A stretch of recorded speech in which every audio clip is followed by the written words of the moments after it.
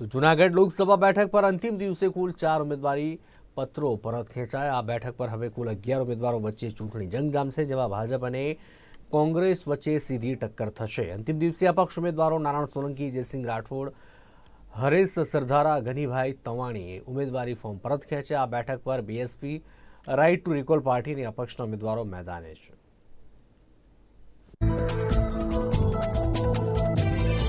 લોકસભા ચૂંટણી 2024ના અનુસંધાને 13 જૂનાગઢ લોકસભા સીટ માટે આજે ઉમેદવારી પત્ર પરત ખેંચવાનો છેલ્લો દિવસ હતો। એમાં 3 વાગ્યા સુધી 4 જેટલા ઉમેદવારોએ પોતાની ઉમેદવારી પાછી ખેંચી છે અને આથી 13 લોકસભા ચૂંટણી જે જૂનાગઢની છે એમાં કુલ 11 ઉમેદવારો હવે આમાં હરીફાઈમાં રહે છે, જે આગામી સમયમાં ચૂંટણી લડશે।